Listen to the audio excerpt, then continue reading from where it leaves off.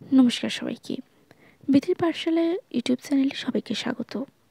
চলছে আমাদের নতুন গল্প, সুকুমার সেনের লেখা গল্প চোর চক্রান্ত।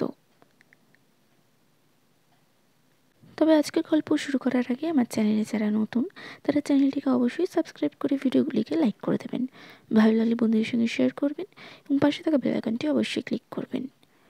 শুরু করছি কালকের পরবর্তী অংশ থেকে। আরও ৮-১০ দিন কেটে গেল।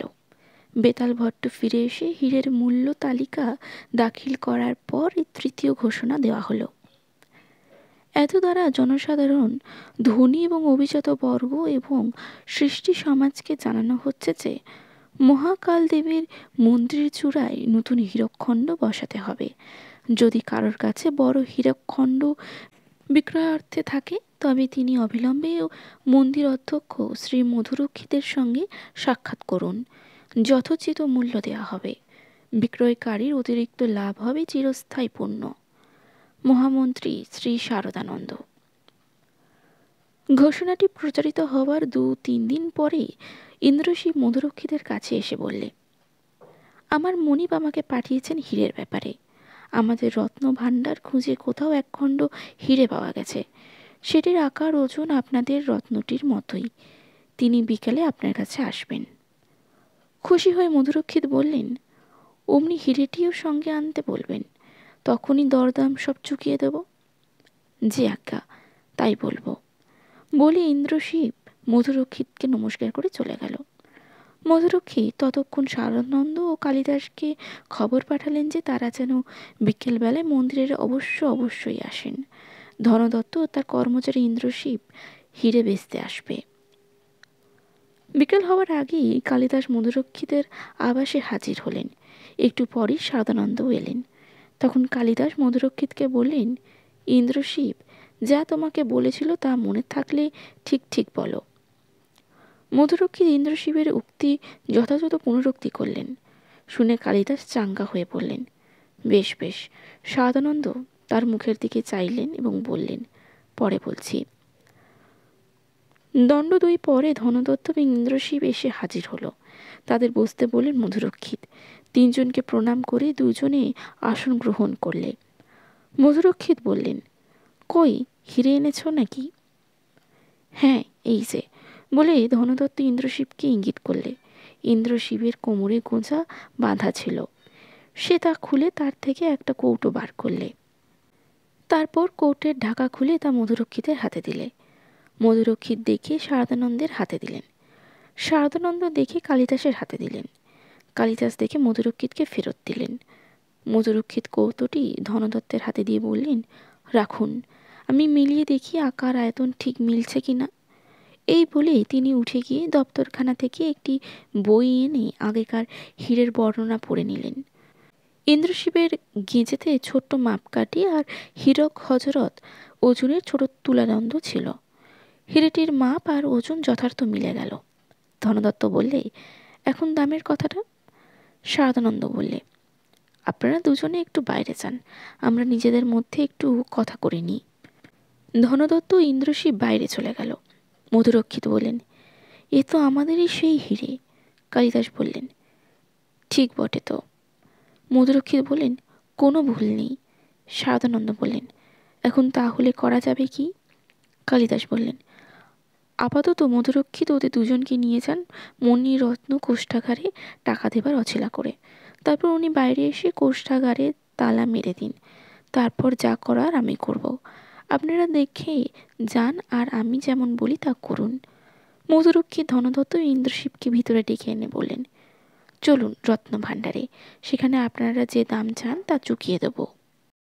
৩ জনে পাশের দরজা দিয়ে ধন ভাণ্ডারের দিকে চলে গেলেন।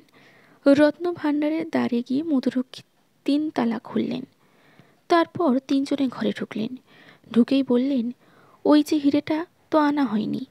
যাই আনিগে, আপনারা এখানে একটু অপেক্ষা করুন।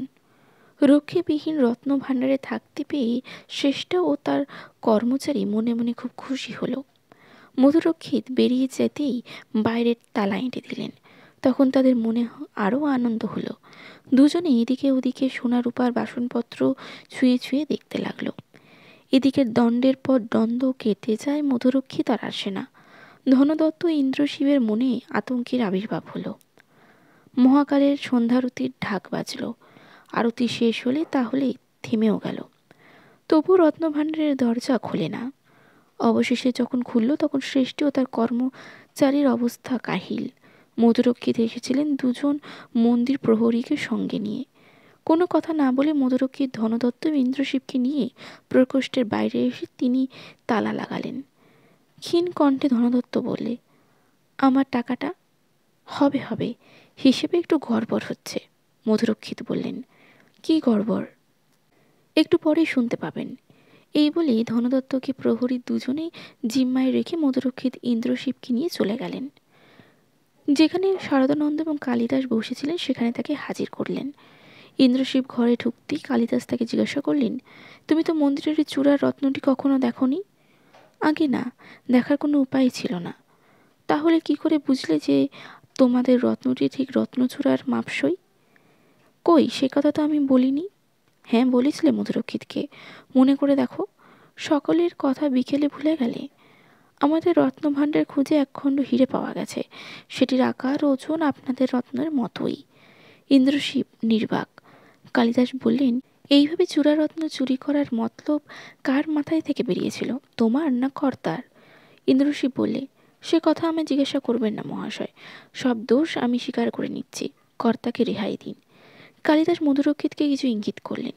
মন্দির অধ্যক্ষ ইন্দ্রশিবকে নিয়ে বেরিয়ে গেলেন আর ধনদত্তকে নিয়ে ঘরে ঢুকলেন। ঢুকতেই কালিদাস প্রশ্নবাণ নিক্ষেপ করলেন, মতলবটা কে ফেলেছিল, আপনি না ইন্দ্রশিব?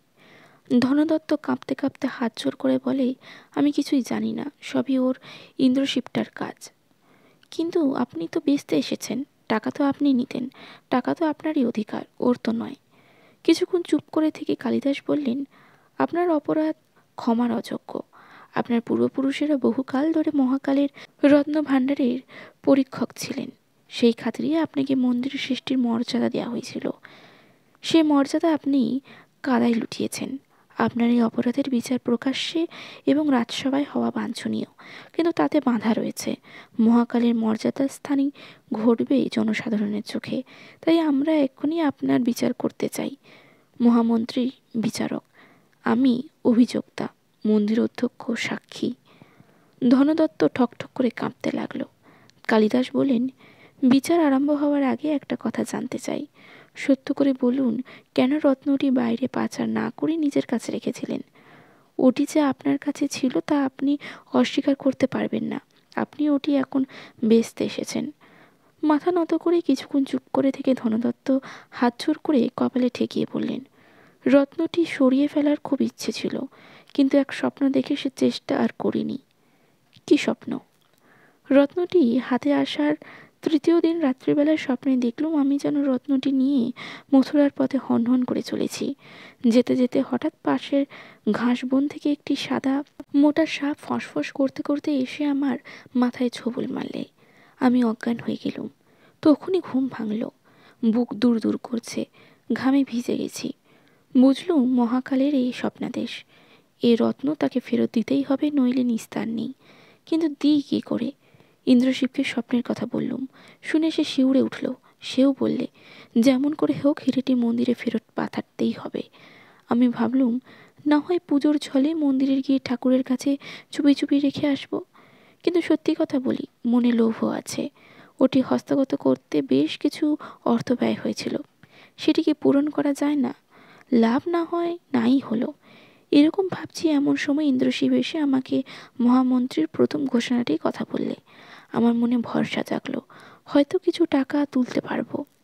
তারপর যখন মহামন্ত্রীর দ্বিতীয় ঘোষণার কথা শুনলাম তখন মনে খুবই আশা হলো।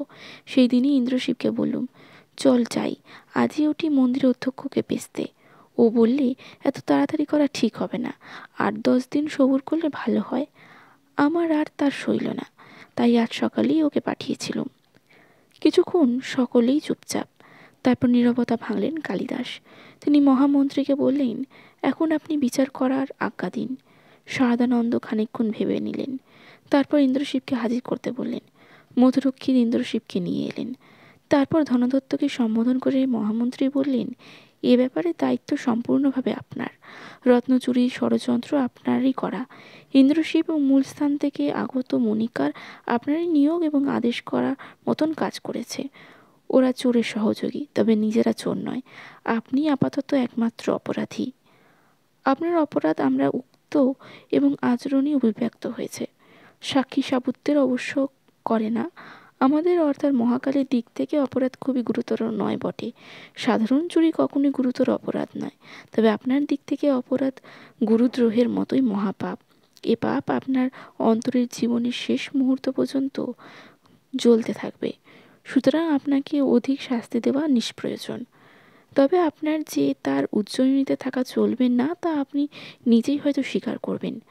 আমি বলি কি, মাস 3-4 জন্য আপনি উজ্জয়িনী থেকে চাটিবাটি উঠিয়ে নিয়ে সিন্ধু সৌবির দেশে চলে যান। এই কাজ আপনি স্বেচ্ছায় এবং ধীরে সুস্থে করবেন, তাতে কেউ কিছু জানতে বা বুঝতে পারবে না। 4 মাসের মধ্যে আপনি যদি উজ্জয়িনী পরিত্যাগ না করেন, তবে 5ম মাসের প্রথম দিন রাত্রেই আমাদের লোক গিয়ে আপনার ঘর দ্বার সমভূমি করে দিয়ে আসবে। ধনদত্ত চুপ করে রইলেন। তার মন ইতিমধ্যেই খানিকটা হালকা হয়ে গেছে।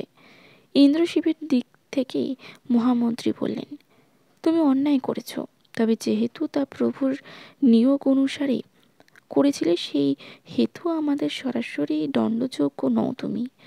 তোমাকে কোনো দণ্ড দিচ্ছি না, তবে সাবধান করছি, দুষ্টু প্রভুর আদেশ অনুসারে পুনরায় অপরাধ করলে আর রেহাই পাবে না। বিচার শেষ হয়ে গেল। শেষ হলো আমাদের গল্প সুকুমার সেনের লেখা চোর চক্রান্ত। আজকের পর্বটি কেমন লাগলো কমেন্টে অবশ্যই জানাবেন। ভালো লাগলে লাইক করবেন, বন্ধুদের সঙ্গে শেয়ার করবেন এবং পাশে থাকা বেল আইকনটি অবশ্যই ক্লিক করবেন। নমস্কার।